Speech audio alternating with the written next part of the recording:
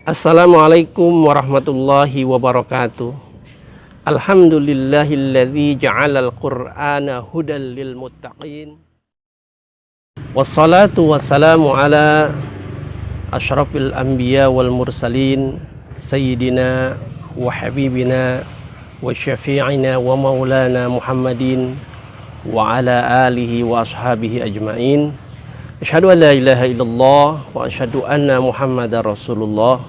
Allahumma salli ala Sayyidina Muhammadin wa ala alihi wa ashabihi ajma'in. Qala Allah Ta'ala fi kitabihil karim, inna hadzal qur'ana yahdi lillati hiya aqwam. Shadaqallahul azim. Amma ba'du. Alhamdulillahi rabbil alamin. Pada hari ini kita bersyukur kepada Allah Subhanahu wa Ta'ala bahwa kita masih termasuk orang-orang yang selalu mengingat daripada Allah Subhanahu wa Ta'ala, terutama bagi yang hari ini membaca Al-Quran. Sungguh Al-Quran pasti akan memberi syafaat kepada mereka yang membacanya. Salawat dan salam tidak lupa kita sampaikan kepada junjungan kita, baginda Nabi dan Rasul yang mulia, baginda Nabi kita Muhammad sallallahu alaihi wasallam wa alihi wa ashabihi ajma'in. Pada kesempatan yang berbahagia ini, teruslah kita berusaha untuk mendekatkan diri kepada Allah Subhanahu wa Ta'ala dengan berzikir. Dan salah satu daripada bentuk berzikir adalah membaca Al-Quran. Wahai orang-orang yang beriman, ketahuilah bahwa Allah Subhanahu wa Ta'ala telah menjadikan Al-Quran ini betul-betul petunjuk yang amat sangat lengkap dan amat sangat hebat untuk keselamatan kita di dunia dan akhirat. Allah Subhanahu wa Ta'ala berfirman dalam surah Al-Isra ayat 9. Bismillahirrahmanirrahim. Inna hadzal qur'ana yahdi lillati hiya aqwam. Sesungguhnya Al-Quran ini memberikan petunjuk hidup untuk manusia ke jalan yang lebih lurus. Apabila kita ingin menjadi orang-orang yang selamat dalam hidup, baik di dunia maupun akhirat, maka kita orang-orang yang telah beriman, yang disebut dengan kaum muslimin, hendaklah kita jangan sampai terlepas daripada panduan Al-Quranul Karim. Dan Al-Quran ini emang betul-betul akan bisa menjadi petunjuk bagi siapa? Bagi mereka yang bertakwa. Dan siapa itu mereka yang bertakwa? Mereka yang telah meyakini betul-betul Allah sebagai Tuhannya dan mengimani serta menjalani segala ajaran-ajaran Allah Subhanahu wa Ta'ala yang telah diturunkan, disampaikan dan dicontohkan oleh para rasulnya.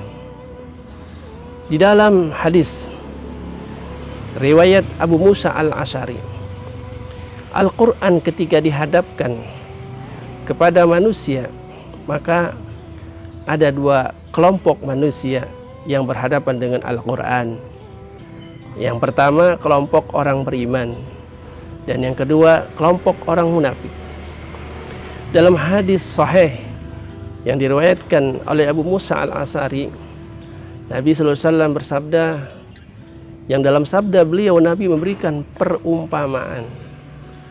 Yang pertama, perumpamaan orang yang beriman. Masalul mu'min alladzi yaqra'ul Qur'an. Perumpamaan orang beriman yang membaca Al-Quran itu seperti utrujah, yakni jeruk manis yang rihuha thayyibun wa ta'muha thayyibun. Baunya harum dan rasanya enak.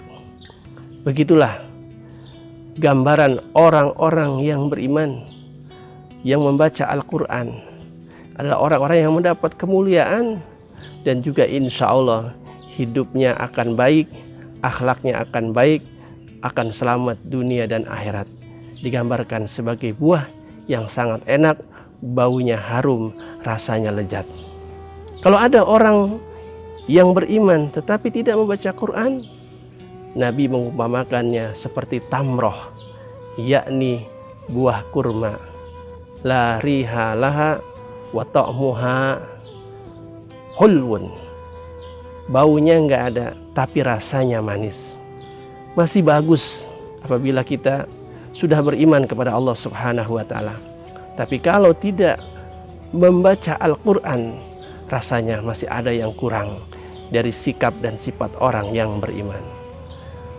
Ada lagi kemudian yang kedua, kelompok yang membaca Al-Quran adalah orang-orang munafik. Nabi menggambarkan orang-orang munafik yang membaca Quran, masalul munafik alladzi yaqra'ul Quran kama salir raihana, yakni seperti raihana, yakni satu buah yang baunya harum akan tetapi rasanya pahit. Wa ta'muha murrun, rasanya pahit. Artinya orang munafik itu karena memang dia imannya tidak betul-betul utuh dari hatinya, tidak betul-betul yakin kepada Allah Subhanahu wa taala, maka kemudian dia ketika membaca Al-Qur'an pun tidak akan menambah kemuliaan apa-apa dan kebaikan apa-apa, karena pasti dia tidak akan mengamalkannya. Kalau orang munafik tidak membaca Al-Quran, maka kata Nabi SAW, dia seperti buah hamdalah, yakni sudah tidak ada baunya, rasanya juga pahit. Wa ta'muhu murrun. Maka dari itu, hendaklah kita menjadi orang-orang beriman yang betul-betul mau membaca Al-Quran, sehingga insya Allah kita mendapat kemuliaan dari beriman dan mendapat kemuliaan dari membaca Al-Quranul Karim. Dan Allah Subhanahu wa taala menegaskan dalam surah Al-Baqarah ayat 2, "Dzalikal kitabu la raiba fihi hudal lil muttaqin," bahwa petunjuk Al-Qur'an ini tidak ada keraguan. Jadi sudah dijamin oleh Allah Subhanahu wa taala. Siapa yang berpegang teguh kepada Al-Qur'an, sudah tidak diragukan lagi dia bakal selamat dunia dan akhirat. Hudal lil muttaqin, dia baru akan menjadi petunjuk apabila orang beriman itu betul-betul bertakwa, yakni betul-betul beriman kepada Allah serta melaksanakan segala ketaatan perintahnya Allah Subhanahu wa taala yang dilaksanakan dengan ikhlas, dengan baik. Insya Allah mudah-mudahan kita termasuk orang-orang bertakwa yang betul-betul menjadikan Al-Quran sebagai petunjuk hidup kita, sehingga kita selamat dunia dan akhirat. Itu saja. Assalamualaikum warahmatullahi wabarakatuh.